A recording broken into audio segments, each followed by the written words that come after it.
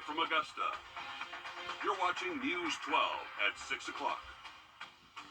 It's a program giving our homeless veterans a chance at a better life. How it's connecting them to resources next here on News 12. But first, as night falls in Augusta, a lot of details still unknown about the latest pedestrian death in Richmond County. It happened Monday morning just before 3 in the morning on Mike Paget Highway at Finney Road. Right now, the coroner's working to identify that victim, and the sheriff's office hasn't said if any arrests have been made. But this death joins a string of others. There's been a rash of deadly pedestrian accidents in recent weeks here in Augusta, including back-to-back deadly weekends that claimed 4 lives. Pedestrian deaths on an upswing right now nationwide and here in Georgia. The National Highway Traffic Safety Administration found Georgia ranks number 6 for the most pedestrian deaths during winter, seeing a jump of more than 4%. Sydney Hood live for us over on Mike Paget Highway at Finney Road, and she found one zip code with several pedestrian deaths. Exactly. More than 60% of pedestrian deaths since 2018 happened in South Augusta. And something to point out here is behind these numbers are families that are left behind to deal with this pain. These are pictures. We never understand the value of a picture until it's all we have. The world don't know a bond between a brother and a sister like me and my brother were. Her brother took his last breath here. And this was the last place my brother laid. We hear cars every day on Gordon Highway, but this sound is becoming too familiar. My son died. It's hard for her to talk about, but she doesn't want another mother to feel this pain. All he was doing is trying to cross the road. Her only son, Anthony Smith, was hit and killed. Lost his shoes, his socks, his book bag. Then he laying here. We discovered since 2018, more than 50 people died while biking or walking on the road. Our averages for the number of incidents involving either bicycle or pedestrian are well below the state average for a county of our size. But there's still work to be done. We try to identify the pedestrian hotspots where there's a large volume of people, and we focus on those first, depending on the money that we have. We found 60% of pedestrians died in one zip code in places like Mike Paget Highway and Peach Orchard Road. There are some older parts of town that don't have a lot of infrastructure, and we definitely need to address those eventually. But I think the parts of Richmond County that most people would want to go to are pedestrian friendly, and we're working to improve those all the time. Tears from this family will never fully dry. I don't just want justice for my brother. I want justice for my mom as well. And for her brother's name to live on. He'd want us to be happy. He'd want us to remember him. Very heartbreaking to have to listen to and watch this family and know that this is their reality right now. But again, they said that they do not want another family to have to go through what they're going through right now. Absolutely not. You see the crosses on the side of the road. It's good to think about the families behind those stories. Everyone seems so distracted driving now. It's a good reminder to look up and pay attention. Sydney, thank you. Taking a look outside around downtown Augusta as night falls on a pretty beautiful afternoon, Mikkel. And you're transitioning from work. Could be some showers out there for sure. We are going to keep these rainfall chances into overnight portions of Wednesday into Thursday. And the next few days just look a little bit soggy out there. We'll definitely talk about that more in detail in the full forecast. Earlier this year, the Department of Veterans Affairs announced plans to house at least 38,000 veterans experiencing homelessness. And set a goal that 95% of the veterans housed this year do not return to homelessness. Our local VA is doing that. 140 local veterans they've housed this year alone. Hallie Turner joins us live in the newsroom. So, Hallie, walk us through the program today. Well, Veterans Stand Down is a resource fair for veterans connecting those who served our country with the tools to get their lives back on track. People think that when you go into the military and you serve your country that you come back okay. Annette left to serve as a Marine at the age of 17. You don't come back the same person. Like many veterans, she faced a different sort of battle on the front lines when she came home. Homelessness. I never saw that one coming. She says one visit at the Veterans Stand Down resource fair radically changed her life. The women's house that they had here in Augusta, Parkway Place, they helped me establish homing, housing, Every year, the Veteran Stand Down program provides at-risk and homeless veterans with mental health services, connection to housing programs, health care, and more. We have a lot of veterans that are aging and disabled.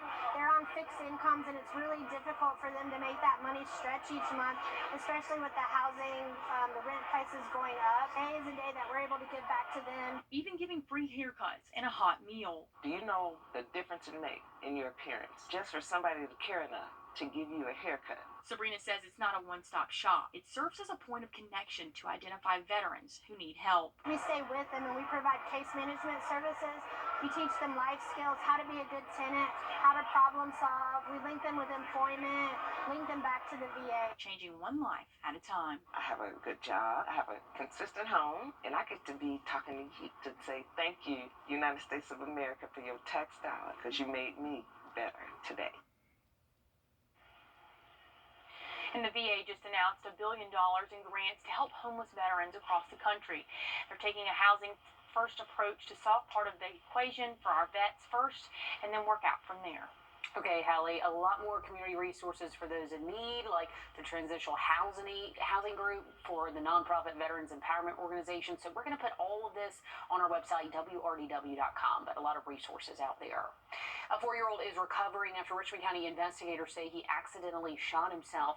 Deputies were called to a home on Murphy Road Sunday night around 11. Deputies say the gun was not properly secured. Brittany Ryans is charged with 5 counts of cruelty to children in the second degree. Richmond County deputies are looking for Ladarian Ryans. He's facing the same charges and is considered armed and dangerous. So if you see him, know where he can be. Call deputies because you can remain anonymous. Also tonight, the gears are in motion to bring zip lining to the Augusta riverfront. Commissioners approving an agreement today with Destination Augusta for a $1.75 million outdoor urban adventure center. It's expected to be set up near the 5th Street Bridge. It's been in the works for about 5 years now through Destination Blueprint, funded and approved with SPLOST 8 money. Now that money has accumulated, Destination Augusta is taking on that project, which could include rock walls as well. The inspiration comes from an outdoor adventure center over in Oklahoma City, Oklahoma. Zip lines are really of interest to this community, and so that's a piece of it that we know we want to have and a piece that we know would be very unique along our portion of the river. And the plan moves to next week's commission meeting for a full approval. If approved next week, Destination Augusta expects to select an outdoor company with pictures of the plans ready for fall of next year. Happening now, Columbia County School District leaders voting on rezoning plans for several schools. It includes closing South Columbia Elementary at the end of this year, opening Westmont for the 24-25 school year, and opening the new North Columbia Elementary School for the 25-26 school year. So if this plan is approved, that means shuffling for a lot of kids. More than 800 students will be impacted. So we will let you know what they decide. They're planning to make those final decisions tonight. It is a great night for football. The girls hitting the 50-yard line for a flag football tournament tonight. Sports Director Dan Booth joins us live with the rundown from there. Coming up next. Then we suit up in our best game day gear to stop by the College Football Hall of Fame for one-take trips. We are tracking rainfall pushing in for your Wednesday. Stick around to hear the timing on that next. Time and temp. Call me right now.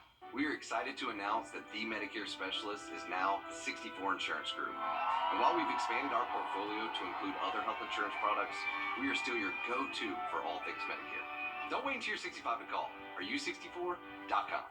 You can see a lot of light here. Cars are out there actually hydroplaning. I think it's a dangerous situation. Mama? She's on her way, bud.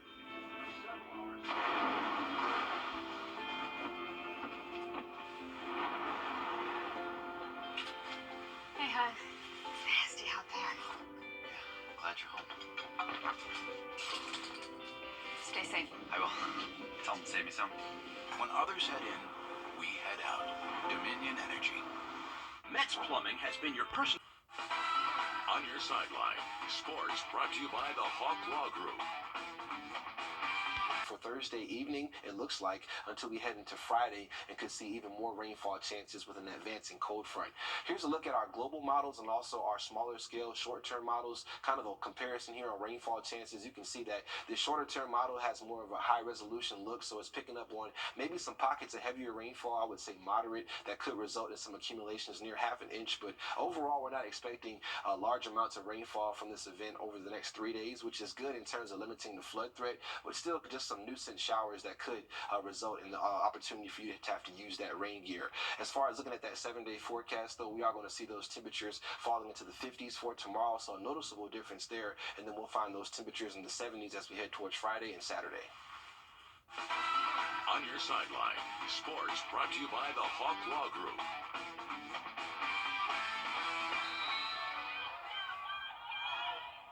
Good evening, everyone. Girls flag football has been increasing in popularity at many of our local schools over the past few years. Our Columbia County schools started in 2020, and our Richmond County schools are joining in on the fun right now with help from the Atlanta Falcons, getting everything going and really trying to continue to grow this sport. Now, a couple of years ago, a night like tonight wasn't possible because of the continued growth of this sport. And over the past couple of hours, I've seen teams from all over the CSRA competing here at Evans High School. Everyone from Evans to Greenbrier, Hepzibah, Grovetown, Laney, Lakeside, Cross Creek, and even Jefferson County are all balling out on the gridiron. In an effort to continue to grow this sport, over the summer, the Atlanta Falcons created a grant to help high schools who are interested in playing flag football have more resources for everything from uniforms to pylons. Some teams are more seasoned than others, like Greenbrier, who's currently undefeated and highly ranked in the state, but everyone is here falling in love with the game and helping it continue to grow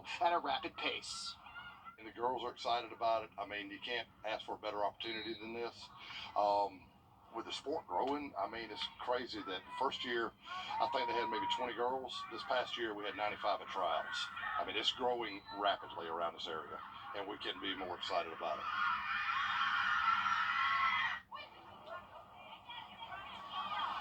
Now, in addition to everything that's taking place today, the teams that have the chance to qualify for state out of today's games, which are, as of right now, Lakeside, Greenbrier, and Grovetown, will all be playing on Thursday, just for seeding purposes, and whoever comes out on top in those games will then move on to Atlanta for state. And state will be held at Mercedes-Benz Stadium this year, which is something all of these teams are extremely looking forward to getting there. Reporting from Evans High School, Dan Booth on your side. Really fun to see this sport grow and see what it'll become in the next few years. Fun game to watch. Yeah, really is. They're having a blast out there too. I love it. Okay, Bulldog fans, this story is for us. The Georgia Bulldogs will be playing Atlanta for 2 games over the next 3 weeks, and you know what else is in Atlanta? The College Football Hall of Fame. We love that place. The space showcases teams and coaches and football legends. Even has some immersive activities for you and the family. Will Volk takes us there for this week's One Tank Trip.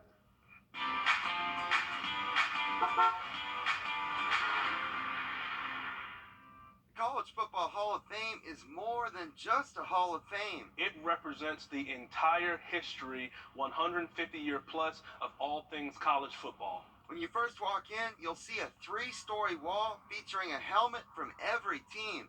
The building is filled with important things to the sport. You are greeted with trophies, archives, historical moments, memorabilia that showcase the entire history of college football. There are also interactive activities all over. Welcome to College Game Day.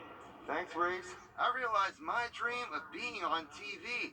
Unfortunately, I didn't see the South Carolina Gamecocks on here. Well, I wanted to pick my Gamecocks, but they weren't an option, so I'm going with the Dogs. Sick 'em, woo!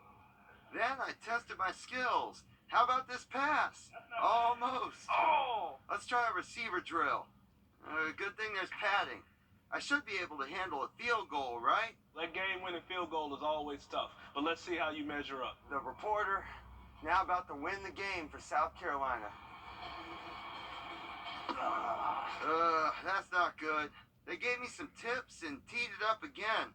Let's raise the stakes. If I make this, the story continues. If I don't, the story's over. In Atlanta, Will Volk on your side. Oh, he hooked it. I think the story's over. I think the Gamecocks missed out on a great recruit right there. Yeah, you know, I mean, I was about to say something mean, but I won't. But the Hall of Fame. I love the growth we're seeing here.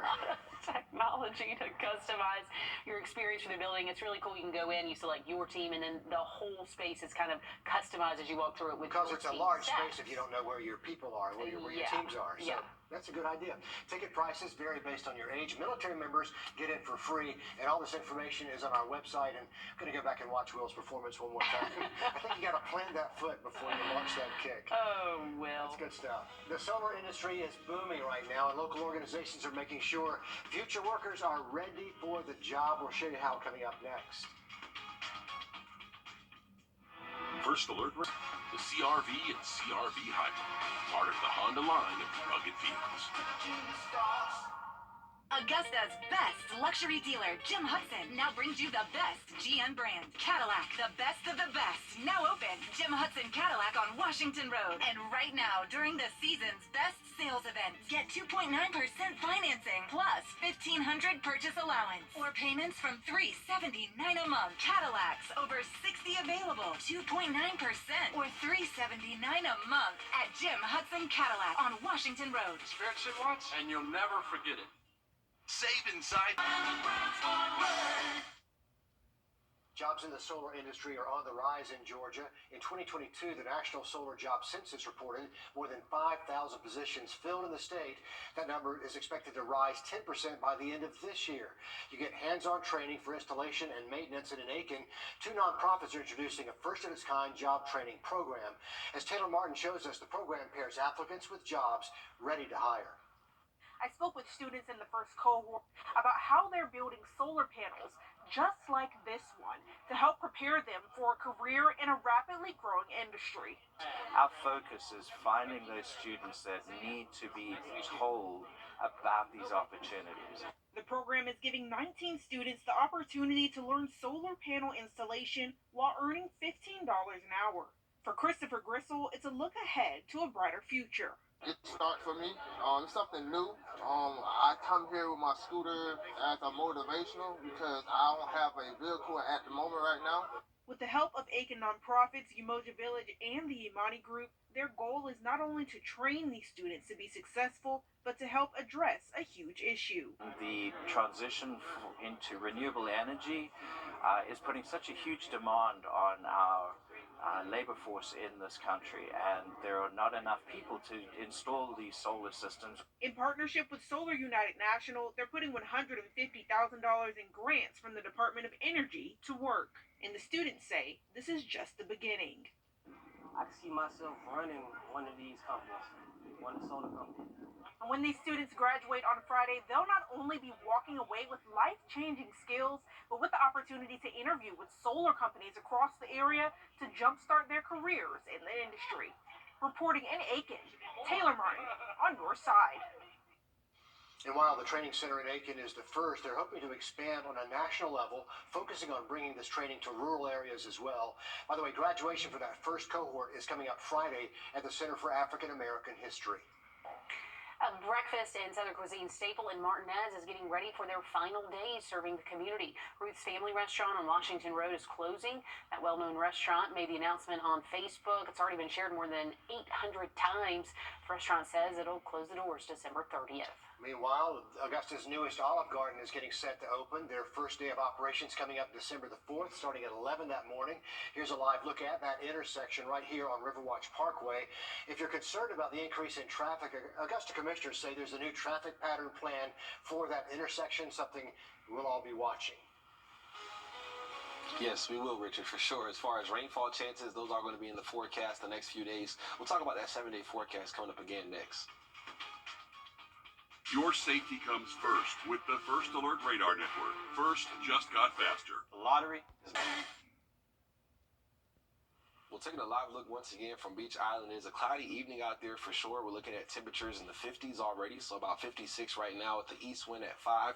We are looking at low temperatures for tonight, bottoming out in the upper 40s to near 50 for a lot of spots, not ruling out a few mid 40s as well for our northern counties. As far as the radar, we're tracking this area of low pressure in the Gulf of Mexico, causing a good bit of rainfall across the Gulf Coast and portions of Florida as well. For us, though, we're still nice and dry, and we'll stay that way through tonight. As we continue towards tomorrow morning, though, around sunrise, not ruling out a few isolated showers popping up before midday, but rainfall chances look to become a little bit more widespread as we head later into your Wednesday for sure. So have the rain gear with you and send the kids to school with that as well. We are going to be tracking rainfall chances through Friday, but a much improved weekend forecast. That's all of our time for News 12 at 6 o'clock. We're live at 7 on NBC 26.